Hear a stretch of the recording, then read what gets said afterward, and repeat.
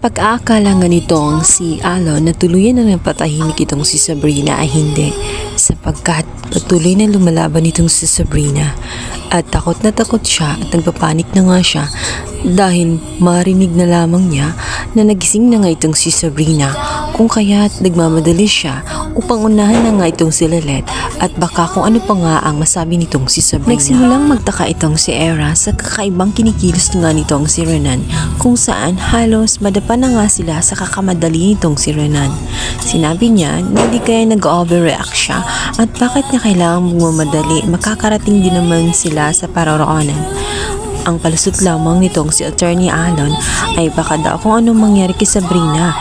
At kahit nga anong paliwanag ni Alon dito kay Era ay sadyang hindi maintindihan nitong si Era, sapagkat ibang pakay ni Alon. Takot siya na baka ikanta na nga siya ng tuluyan nitong si Sabrina.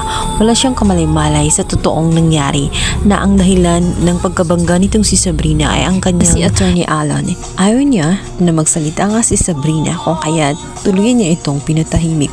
Ngunit nagkakamali siya sapagkat buhay pa rin itong si Sabrina at nagsimula na nga itong magkaroon ng malay. At una niyang binalaan itong si Lilet, kung saan sinabihan niya ito na kailangan niyang mag-ingat. Hirap pa rin si Sabrina na magsalita. Sinabihan siya ni Lilet na huwag mo nang ibuka ang kanyang mga bibig, baka kung anong mangyari sa kanya. Ngunit nasabi at nabanggit nga nitong si Sabrina na kailangan niyang mag-ingat kay Attorney Alon dahil mapanganib siya. Marami pa nga sanang gustong sabihin nitong si Sabrina, ngunit hirap pa siya sa pagsasalita. At maya-maya pa nga ay dumating na nga itong si Alon.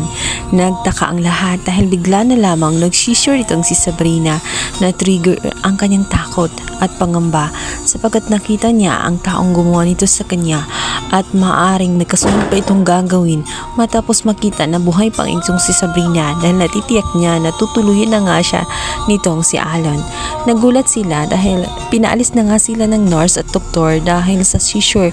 Nagkunwari pa ngang parang biktima itong si Attorney Alon. Pinagalitan niya si Lilet at itong si Court kung ano ang kanilang ginawa sa loob. Bakit nagkaroon ng seizure itong si Sabrina? Ngunit wala silang ginawa.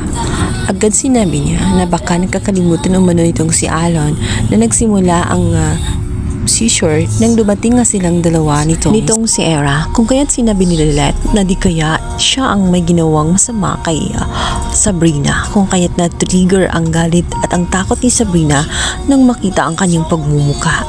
Hindi nakapagsalita agad itong si Alon, palibhasa ay guilty siya na siya talaga ang may kasalanan kay Sabrina.